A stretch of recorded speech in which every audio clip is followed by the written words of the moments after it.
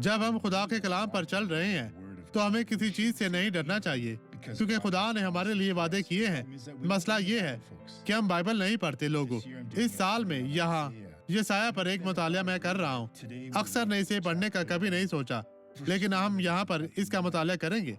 जो बाब 9 आयत नंबर 4 में है, ये लिखा है, क्योंकि तूने उनके बोझ के जुए और उनके कंधे लट और उन पर जुल्म करने वालों के असा को तोड़ डाला, जैसा मदियान के दिन में किया था। वो दिन जब मदियान मुकम्मल तौर पर शिकस्त खा चुके थे, ये खत्म हुआ। खुदाउंद की मर्जी पूरी हुई। खुदाउंद आपकी जिंदगी में काम करना चाहता है।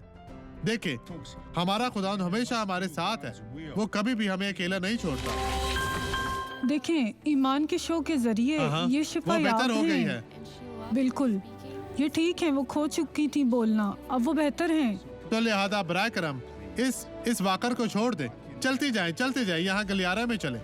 वहाँ पास्टर आपके साथ है, आप नहीं गिरेंगी। यस्सु के नाम में यस्सु आपके साथ है। चले बहन, खुदावंद ने आपको बरकत दी है। इसी तरह चलती हुई आगे बढ़ती जाए। चले, चलती रहे। अपने बाजू को फैलाए, हरकत दे। खुदावंद आपके साथ है। इस तरह आगे बढ़ती जाए। मसीह में आपकी सलामती हो। खुदावंद आपके साथ है।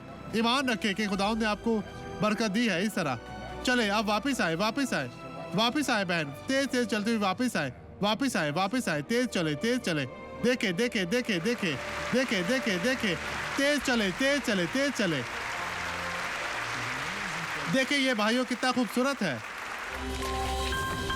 अब मैं आपके लिए दुआ करूंगा। बाप, मैं इस जिंदगी में दुश्मन के तमाम कामों को मफलूज करता हूँ और मैं इसे खत्म करता हूँ। मैं इसे छोड़ने का हुक्म देता हूँ। अब चली जा, छोड़ दे यस्सु के नाम में। और आप कहें, मैं ईमान रखता हूँ। अपने हाथ आसमान की तरफ उठाए, खुदा का शुक्र अदा करें। सारी इज्जत, सारा जलाल उसके लिए।